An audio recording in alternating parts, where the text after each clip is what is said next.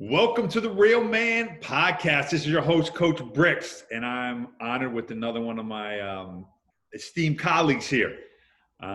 Great guy I got to meet probably 10, 11 years ago at one of my other conferences that we went to. Actually, Juniata conference. I know I spoke to Coach Mitchell and stuff like that. He was a Juniata guy. I met Coach Rob at Juniata, and we spoke in there together. And we have remained good acquaintances, good friends since.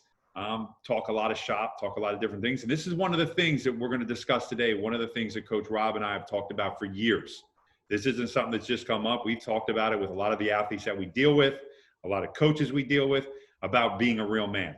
And, you know, Coach Rob runs a place up in State College, Pennsylvania. Very, very well established, very well, highly regarded place called Victory. He's trained tons of athletes out of that, not only athletes, but also an adult population that he deals with. So he deals with the whole gamut of from young people all the way up. So he's seen it all, done tons of things. And, you know, I'm honored to have you on. So Coach Rob, I appreciate you being on, man. How are you today? Doing good, Coach. Good to be here. Awesome, man. I'll get right into it. So I want to know, as we're talking about this real man thing, and I think one of the most important things with being a real man is leadership. How would you define leadership? Well, it probably starts with, if you're a leader, somebody's got to be following. So are you living a life, or are you walking a path within your business or within the organization that you're leading that's worth following? I mean, you may be put into a position. Listen, let's be honest. When you create a business like you and I have, we've essentially appointed ourselves a leader, but whether or not people continue to follow you is a whole different deal. And whether it's in the military, or you're a teacher, or you're a sport coach, leadership is going to be defined in large part by how willing someone else is to follow your lead. I think it ties very closely into what you're talking about in terms of being a real man. What are your convictions? Do you stand by them? Is it something that you not only talk about in public, but is it something that you live out on your daily life? No, I agree with you. I think that's very, very important. Not just being a hypocrite, as many people have been, but living that code, as I call it, the man code of everyday life. So what do you think is lacking in leaders today? I mean, I've seen a huge drop off, and not just at the sports realm. As I deal with a lot of young athletes, high school athletes, I've seen a lot of high school athletes not quite leaders like they once were. But this is overall, in general, men in general. What do you think's lacking? Number one is honesty. Listen, it's really simple. If you can't trust me to do something that you've commissioned me to do, trust breaks down. And at a fundamental level, I think we as a society have to look at ourselves and say, to some degree, we probably all have some blame in this, but we are getting to a point where we're less able to trust each other. And it really floats back to honesty. You know, if I say I'm going to do something, I need to do my best to do it, especially if it's something contractual. So for instance, if let's say you weren't the great performance coach you are, and you lived in, say, college, and you were bringing your son or daughter to us, and you paid for 12 training sessions, well, I need to provide those 12 sessions, no questions asked. But I think in general, if you look at what's transpired over the last 24 hours, we have a big problem with honesty, because the degree to which things are sensationalized in the media, overstated, twisted, it's all an honesty issue. I think we need to check ourselves and get back to a lot of the founding things that you and I have discussed, that our parents and our grandparents taught us, which goes back to the basic day in, day out living of your life and being straight with people. No, I 100% agree. I think one of the major things that I've seen over this time, over the last 4 to 5 years, has definitely been a lack of honesty. You know, people don't trust each other, but people say things and they don't follow through. You know, I know you're a guy who always follows through. If you say, hey, I'm Dave, I'm going to do this, I need to do it, you do it. You know what I mean? So I know that I don't have to worry. If I ask you, you know, hey, coach, I need help here, I don't have to worry about it. I know it's going to get done. You know what I mean? And I think that's where there's a breakdown in our society from the top down. that young kids are seeing, young males are seeing, that they don't have to be, they're not honest. It goes to the thing with the family situation. You're not honest with this person, you're not honest with that person.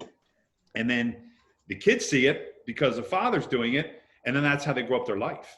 And it's breaking down, and it's breaking down at a very fast rate. And I think we need to do something as leaders, as coaches, to mitigate that. As real men, we got to stop that, because if we continue down this path, this is only the beginning of it.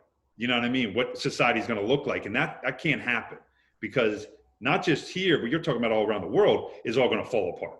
I mean, it's just not a United States thing. One of your recent videos, I think, is perfect, and it is important.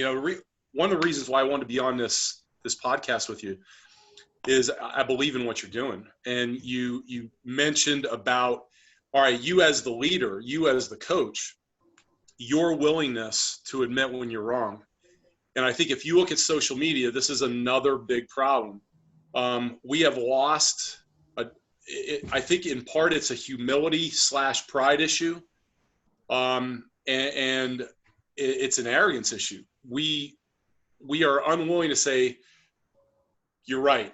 I was wrong. I need to be able to, part of me building trust with you is you feeling confident that you can approach me and go, hey, listen, Rob, we agreed to this and you fell short, and have trust that I'm gonna look you in the eyes and go, Dave, you know what? You're right. Or you say to me, hey man, you may be a little off base with this political view you're taking for this reason. And I'm secure enough in myself as a man to reflect and go, you know what, coach? You made a good point there. I need to reevaluate this position I'm taking. Yeah, I agree. I think we need to calm down that kind of stuff and actually be open-minded. Open-minded as individuals. You might not, I always tell people, a lot of people won't agree with me on certain issues. They just never will. But I will listen to your issues. I might not agree with them because of how I think, but you have to be open to each side, and you have to listen and take it all in. You don't have to agree, but you have to actually be civil in what you're saying. And you have to be, like you said, you have to be honest, especially with your acquaintances, with your friends. The hardest thing I think a lot of times with a man is admitting that they're wrong, and then hearing the other side, because, oh my gosh, you know what I mean? That can't happen. And if you could do that, I'm telling you, we could solve a lot of the problems that go on with being a man, especially right now in society, what's going on. So I agree with you 100%. I think honesty is key. There's something I know you believe in real strongly that has a real strong fundamental tie here. And that is, I know you're always looking to get better. And for me, I want to get better. I want to continue to grow as a person in every way. Well, that can't happen if you can't accept criticism. Pure and simple. If you're an athlete and you can't accept your coach critiquing your play and telling you where you've broken down, you can't get better. And it's the same thing as an individual. I have people in my life that I can trust to bring personal issues, political issues, spiritual issues to them. And you know me, I mean, I can be a little opinionated, but I can bring those opinions to certain people in my life, and they can go, hold on, man, you're off base with that. Yeah. And if we don't get that, if we don't accept that, we can't grow. So if we go spouting stuff on social media and are unwilling to take alternative views and genuinely consider them without calling people names and attacking them, we're limiting our own abilities and our own potential to grow.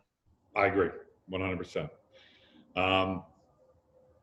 Who do you see right now? And it could be somebody close to you. It could be somebody on a national level. It doesn't matter. But who do you see as a leader? I should be able to kick that off real easy, right? So, all right, here's one guy's popping in my mind pretty quickly. There's a guy in my hometown named Pastor Paul Eby. Runs a little church that Paul, I got to know Paul through football. He's a number of years older than me at my high school. But here is a guy who has this little church in this little coal town, and the impact that he is having is unbelievable, not only in his people, but in the town as a whole. His church serves over 500 meals a month to homeless and underprivileged people, not to mention a whole litany of other things that they do despite having a very limited financial resource. So he's a guy that I consider to be a great leader at a local level. This may not be super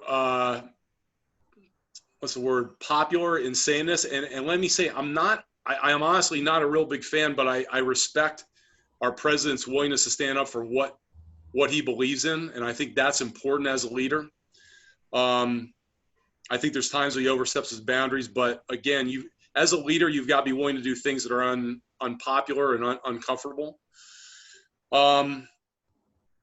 From a sports perspective, I think you look at Alex Smith and see what he's done coming back from his injury.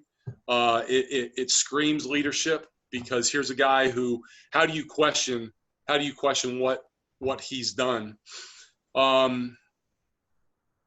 Those are a few people that come to mind right out of the gates.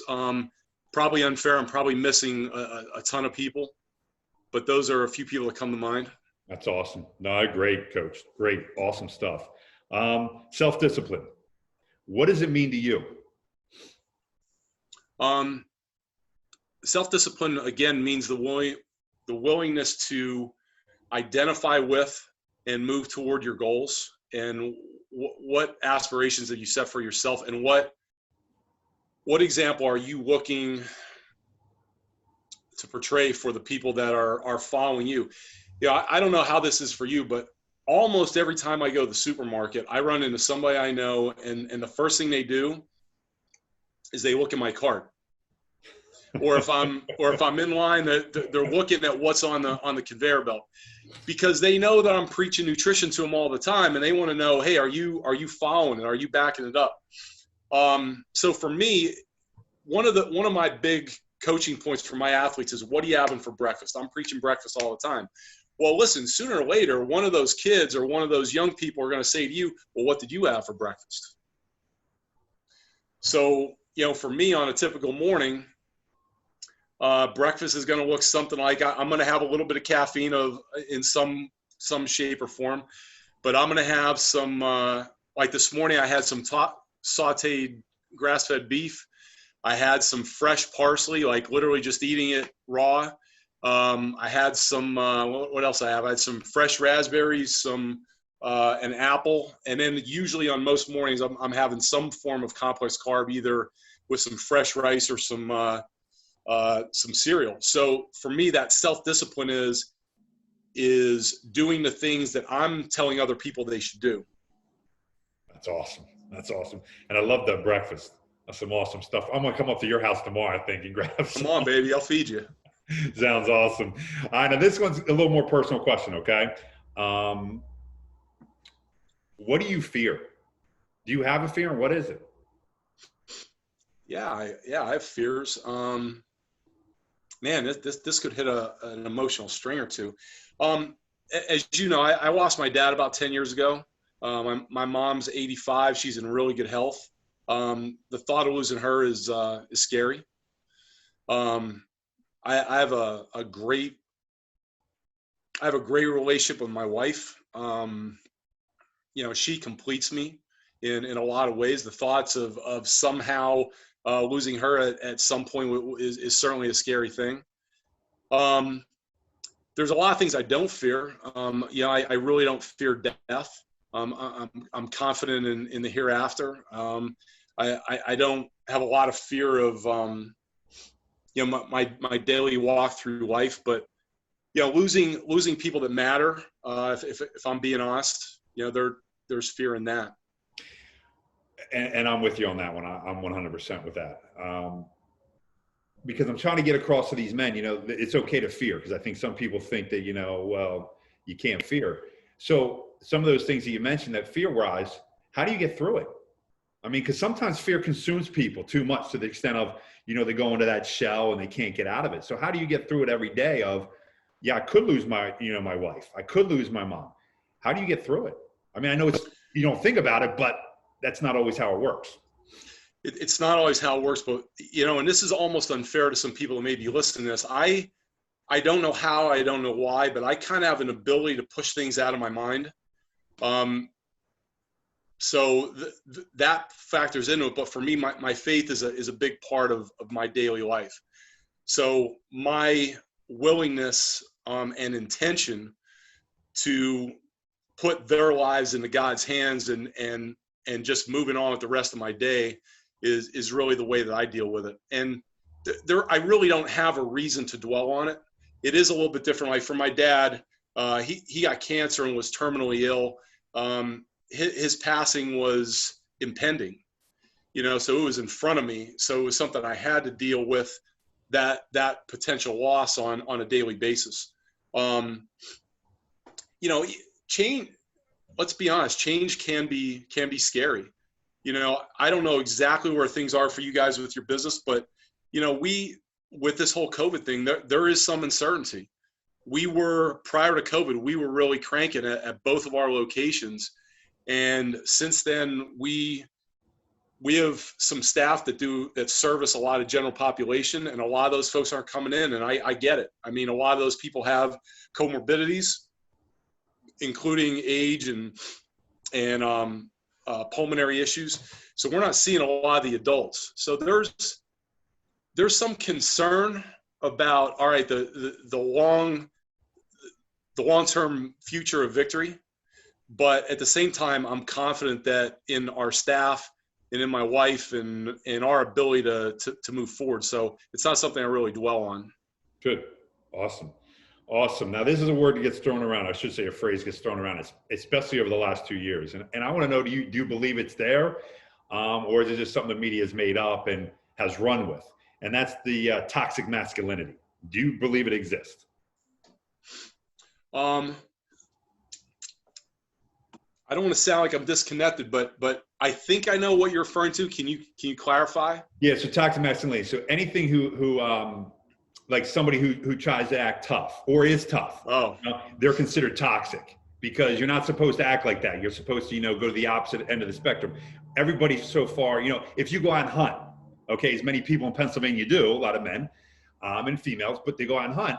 That's toxic. All right, you're toxic. You're trying to show off or something like that. So that's what I mean by that. All right. So I was hoping you were going to bring this up in some way, because I think there's two important messages. One is for the young guy who's putting ridiculous stickers on his truck and he thinks that makes him tough. And understand, I have friends. I've got good friends that have dreads, that have tats, that are bald, that have full heads of hair. I have friends that look like everything, and I don't care what you look like. If you're my friend, doesn't matter to me. But in and of itself, none of those things makes you a man.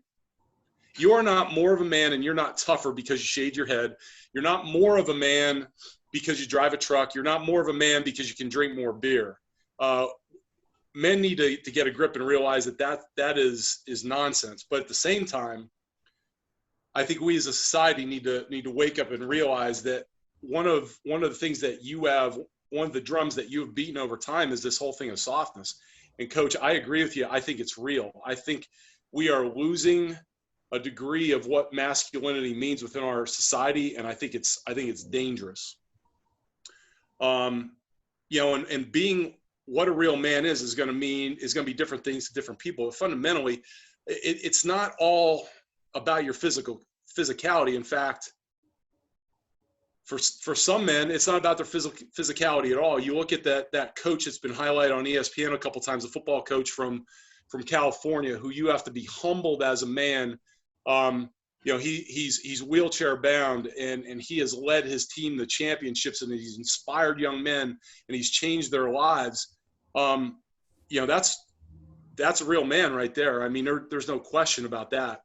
But at the same time, I think your ability to be physical, provide for your family, do things that men typically do, I think there's value in it. And I think there's something to be said about men playing their roles and women playing their roles, and understanding that we are not, God has made us divinely in a way that we are not ideally set up to fulfill those roles. There are things that my wife is just flat out better than I am. And I'm not talking about the things that are looked at as chauvinistic.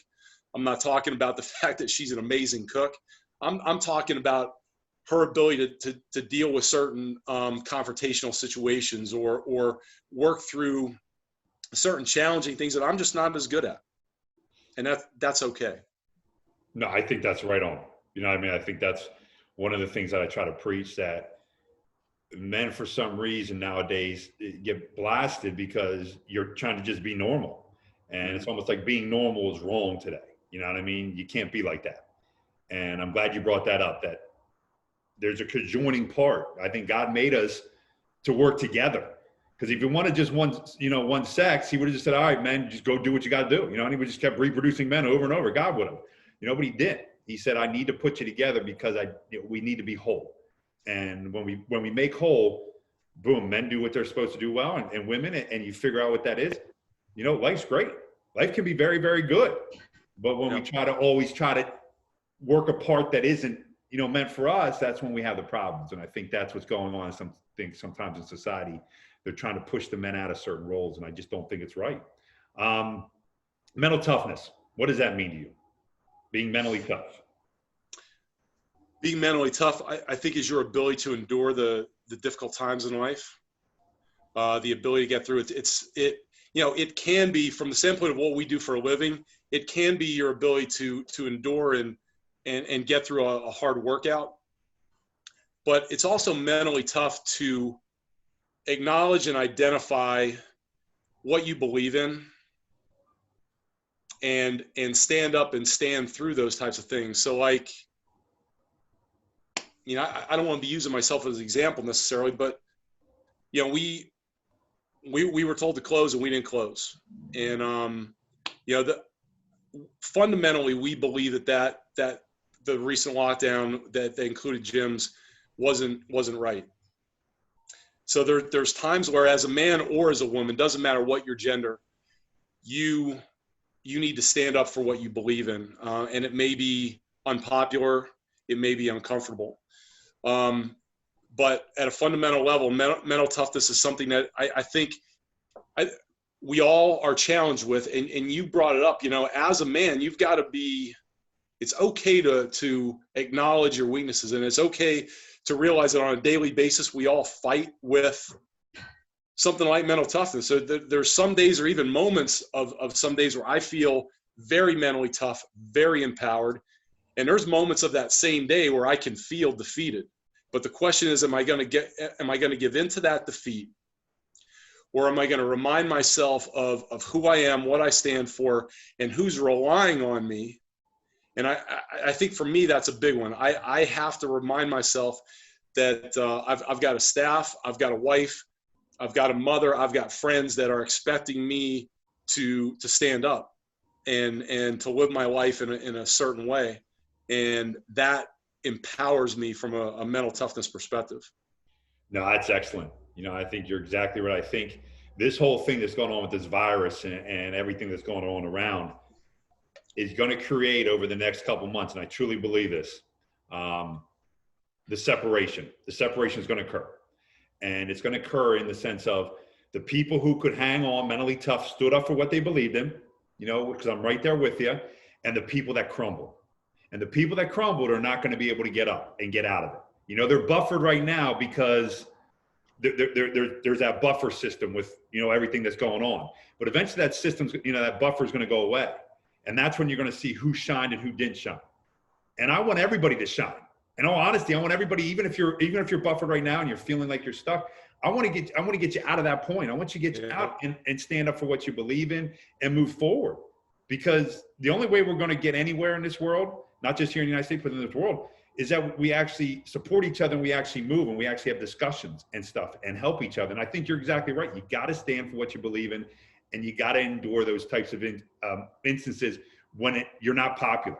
There's probably people who did not agree with you opening up. I know there's people with me that didn't agree. You know what I mean? But I had to do it for the people, the majority of people that stood there with me all the time, have always been there and understood that, hey, my health is important and I need this. Not only just physically, but it was mental. for a lot of people. 100%. More so probably now than the physical part. You know, they needed that. And so I give you credit because it's not easy in today's society. And I think you're going to see that over the next couple of months, where people stand and where they're at. And it's going to be very, very key how our society moves. If it moves forward, stays stagnant, or goes backwards. Yeah, Dave, I hope we can come together. I think there's a tremendous divide right now in a lot of ways, but having these discussions and having genuine discussions as a whole, I think, is paramount. One thing I want to kind of pitch, because I know that you have been a human being that's been able to connect with everybody. Social media is not the platform to bring the races together. And I want to bring this up because I have been fortunate enough to connect with a group of guys here in State College, and we have started getting together. It's obviously a multiracial group, to start having these discussions. And I'm going to tell you right now, if you're white and you're listening to this and you think that white privilege doesn't exist, you need to have a conversation, because I can give you some stories. But on both sides, if we don't get together and talk face to face and look each other in the eyes as men and as women, and find out what people of different races are going through and what their feelings are, this is an issue that's going to become a bigger divide, not a lesser divide. No, I agree. And I think that's great what you said. You're getting together and discussing things. You know, I was fortunate, I don't know if you saw, but on the 26th, I had a bunch of my former athletes, okay, come in and speak, you know, to younger people. It was mostly online, as most of the people were there, but they talked and they discussed their upbringing, you know, what they went through. And a lot of the kids were from the inner city. Some weren't, but some were. And you got a mix of all these people. And the funny thing about it is, if people would have been in the room, if you would have had 150 people in the room, okay, watching these guys all interacted like, yeah, they've all been together, you know, white, black, whatever, didn't matter what race they were. They didn't care.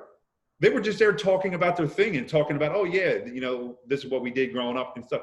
Nobody cared. It's almost like when we get together and we actually talk and discuss things, we can accomplish so much, but we allow the outside world, like you said, the social media, the media, the outside world, to tell us how to live, and then we run with that. And if we could just learn how to block that part out, I'm not saying you have to get off it. That's your own right and God-given right. But if we could just block that out and get together in those small groups and then grow those groups, sky's the limit. I'm telling you, sky's the limit to what we could accomplish in this world.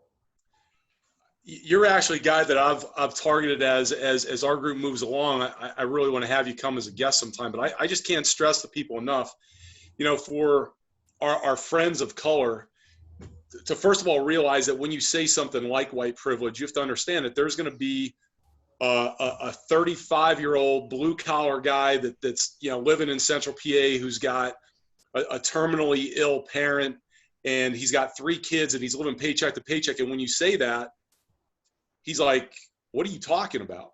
But on the flip side, for our white friends, they have to realize that you're going to have stories like this, where one of the guys that's been part of our group is a social worker, and he was driving through an area about a year ago that's been known to be let's just say racially insensitive, and there was a rainstorm, and it was a bad rainstorm, and the road that he was driving on was flooding,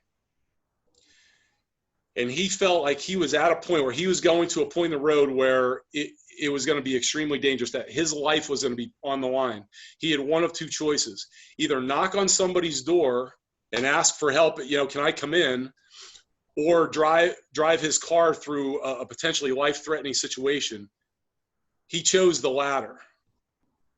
So for the white folks that are watching this, you got to understand, you know, those are real concerns in the lives of our friends of color. And you're not going to hear that on social media.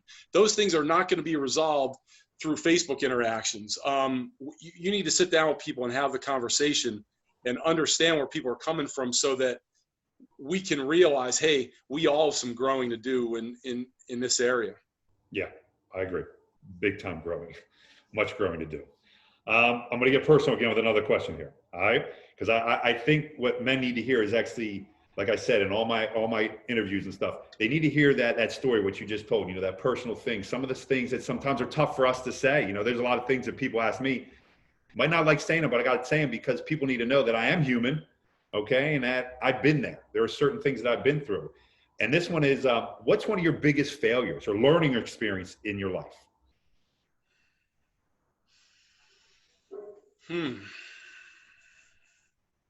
Wow. I hope I can come up with an answer, because please don't take it like as if I haven't failed, because I certainly have. Man,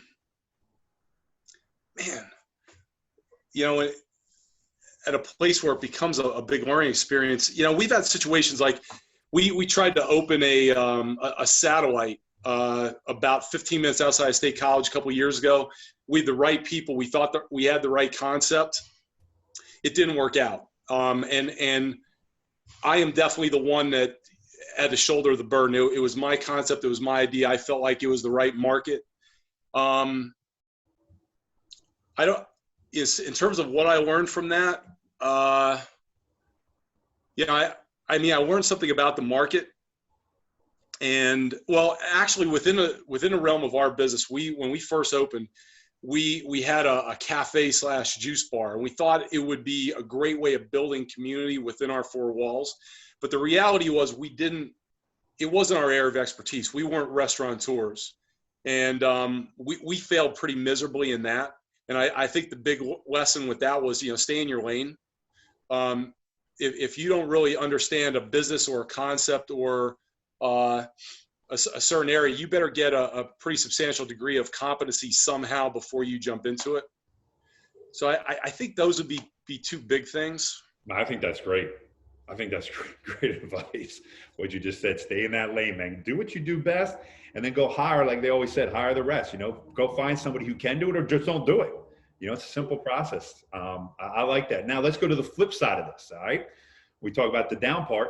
What is one of your greatest growths? What has been one of your greatest growths throughout your life? Well, my sports career. It's a constant state of learning and growing and developing. For me, I was a big kid early, so I experienced certain degrees of success in sports at a fairly young age, and in part because of my size. But then I got to be like a freshman in high school, and as a freshman, I'm 6'1", I'm 195 pounds, I'm probably the strongest guy in my grade, and all of a sudden I kind of flatlined physically. I end up getting like maybe an inch taller, but I'm grinding through high school, doing the things that we do as best as I knew how, and it went from certain things that were physical being fairly easy to things being much, much more difficult, because now my genetics weren't going to carry me. They got me to a point where a lot of hard work would allow me to continue to grow. And that's kind of the way it was throughout my sports career. And I had a pretty big injury in college. I had a herniated disc my freshman year at Bucknell, and had a pretty big impact on my career there. I had to sit out the following year and those types of things. And there's things that you learn about yourself during that time. I think as an athlete, when you get injured, especially when you get injured to a degree that it requires medical attention, and you miss a season, it tests you. It challenges your merit. Do you have what it takes to come back from that injury? Do you have the mental toughness it takes to come back and play again without babying yourself, without thinking about the injury constantly? Do you have what it takes to dig and grind to rehab? And I definitely learned some things about myself during that time, because for me, growing up in the coal region, I didn't have access to a lot of things, especially a lot of things that we have access to now. Like literally, my back rehab was driving out to this water hole out in the mountain and swimming. This was an old mining pit that filled up with water. And I swam every other day. I hit a speed bag. I walked. I climbed. That was my rehab for the most part for 2 months after my back surgery. Insurance approved me to go like 1 day a week to the hospital rehab, but otherwise it was like old school, coal region stuff. And I did get better, thank God. But I'll tell you, it took a lot of what I did to get healthy again. That's awesome, though. I love the old school stuff, man. But see, all that growing, that learning experience, I think is key. You know what I mean? Greatest growth part coming up. All I want to ask this. This is more about right now, what's happening right now. What do you think drives most men today? You know, I mean, what drove us probably more or less was in the past, and I'll just give you an example here, was probably our parents. You know, we wanted that, our fathers and our mothers, you know, to appreciate us. We did the things right. You know, at least we tried to. You know, we didn't want to get, you know, what I always talk about, you know, the slapping on the rear end, you know, or the grounding or whatever. What do you think drives men today? Because I don't think it's the same thing. I agree. I think, unfortunately, there's too many men are being driven by fear and pride.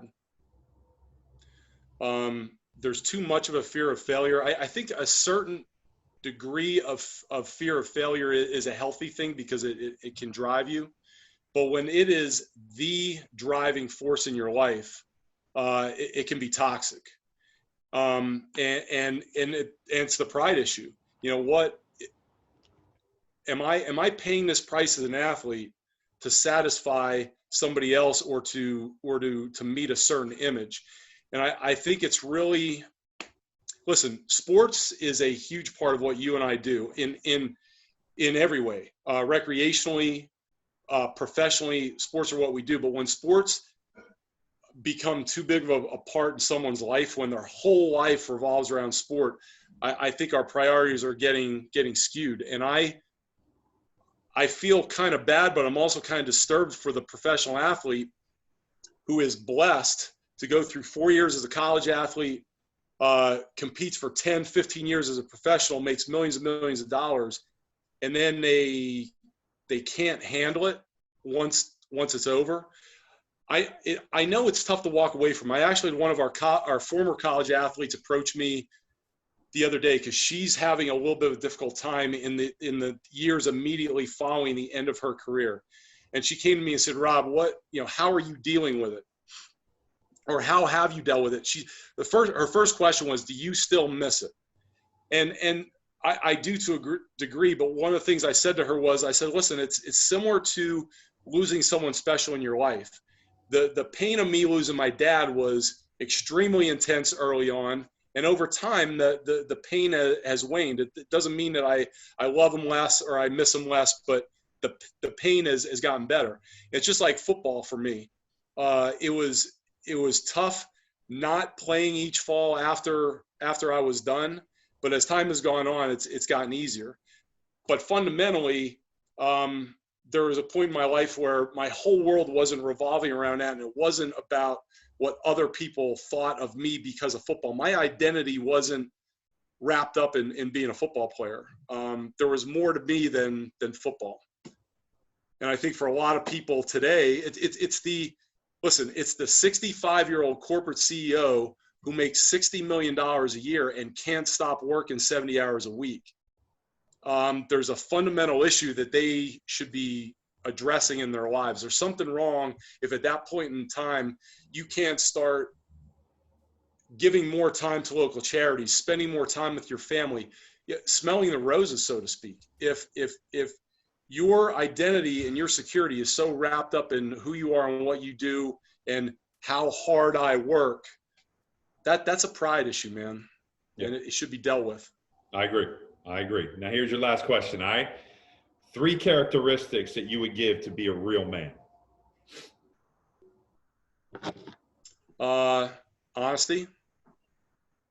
Being honest, probably first and foremost with yourself.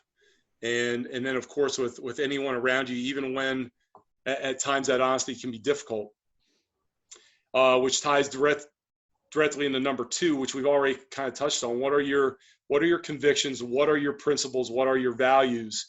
And do you stand by those convictions and values no matter what? And listen, there are times when all of us are with a certain group that you kind of let your guard down on certain things, and none of us are perfect, but I think fundamentally you need to be the same person no matter who you're with, no matter where you are. Number 3 is the steadfast. Well, I think actually number 3 would probably be this: how much and how willing are you to care and love for other people? Do other people matter enough? Because listen, we can't go through this life on our own. It's a big mistake when anyone tries to. And do you care enough about the people around you to have conversations with them? Do you care enough about, you're driving down a road and someone's broken down or needs a ride? Do you care about other people enough to reach out to them? If you're in a community like the community I grew up in, I grew up in Shamokin, Pennsylvania, great town in a lot of ways, a lot of great people, but it's come on some tough times. Fortunately, there's some great people that are doing some amazing things, and revitalization starting to happen. But there's some people in that town right now that could do a better job at, instead of going on social media and complaining about things going on in their lives, how about taking 4, 6, 8 hours a day and giving back to your community and showing that you care about the people around you and the future of that community or that organization? No, I agree. I think there's 3 phenomenal things. I'm always a big guy. Haven't always lived by it, but over the last year, something like that, the honesty thing, how important that is and how much that means to yourself. Like you said, you have to be honest with yourself, and how much you also have to be honest with other people. And I think a lot of us don't do that. I'll tell you, I didn't do it very well before, but learning that and seeing how important that is, you're right on. The values, what do you value? What are your principles? I think are very, very important. A lot of people don't live. They tell people their values, but they don't live by the values, And the last one is care for other people. If we did a better job of that, just imagine what the world would be like we said earlier. You very rarely see people who are broken down where other people stop. Now AAA has made it easier and things like that. But in the same respect, I remember many times stopping, helping a person out with their, flat tire or whatever. It was not a big deal. It was a pain in the rear end, getting the tire out and stuff. But it wasn't a thought like, okay, you don't do that, but it's definitely something I think we need to look at. Dave, the message that sends, just to stop and say to somebody, hey, are you all right?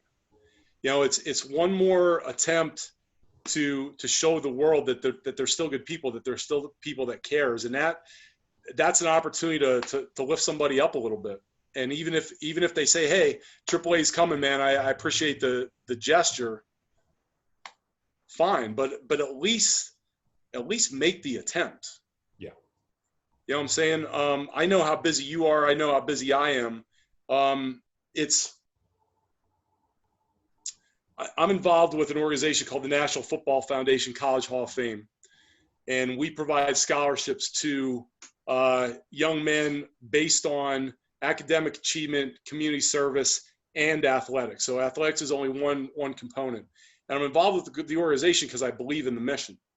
But, man, compared to most people, I work a lot of hours. I work a lot of Saturdays. But I find time for this organization because I think it matters. And I think what people have to understand is it's real easy to have a 30, 35, 40-hour week job and sit back and let everyone else do the community service. But, the reality is when you really look at it, a lot of community service that goes on is being done by people who are already too busy. Yeah.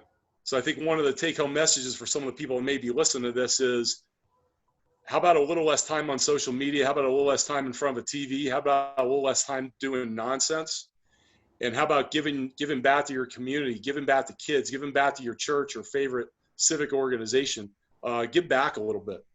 No, it's a great message. I think community is key. And I think for us to grow and move forward is definitely, we're going to have to get back to that community. The community aspect of when I grew up, this area, we looked out for each other and we took care of ourselves and we did what we needed to do. And I think that's key. Just like you said, Shamokin's a very small town. You know what I mean? They're close knit, but they take, at least they used to. When I was, when I drove up there and through there and all that kind of stuff, they took care of each other, but they looked out for each other. That was something that, you don't always see anymore, and especially in these bigger cities, you really don't see it. And it's unfortunate because if we could do that, it would make a huge difference in today's society. But Rob, man, I appreciate you being on, man. This was awesome. Learn some things about you, man. I know we've been, we've known each other for like 10 years. Learn some things about you. And I love the thing that you're doing with that men's group, getting together and doing that. And hopefully people, you're listening, just start these things. Yeah. You start these things. They don't have to be huge, that they can be 2, 3, 4 guys getting together, and eventually they might get bigger and they might not, but you can discuss certain things and you can get other perspectives, on what goes on. Empathy is an important part, I think.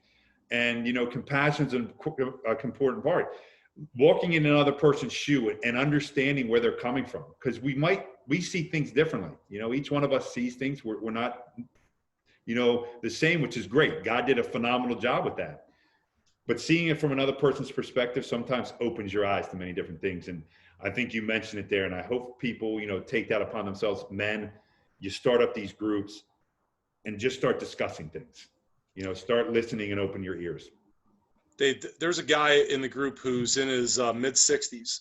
His kids all trained with us. And I brought up in casual conversation to him about what we were doing. He's like, man, can I come? And he is so into it right now. I can't even tell you. He's like, whenever you guys meet, I'm coming. He's a local business owner, in part because he had a perception that everything racially in our area was just fine, that there were no problems, that our friends of color had no concerns living here in Happy Valley. But after we talked, he was shocked to realize that there are issues that need to be addressed, and there are racial insensitivities that exist and are present, need to be dealt with. So to your point, it can start with 2 people. I mean, for us, it actually did start with 3 guys initially. Then it was 4 guys. Our last meeting, we had 10 guys. And the intent is not, we're not planning to fill an auditorium. Our hope is that guys start taking this and getting other groups together and talking, and including women as well. But my gosh, it's so important. If we could bring that racial divide together and just start caring about each other from that perspective, what a difference it would make in our society right now. I agree. And that's great advice.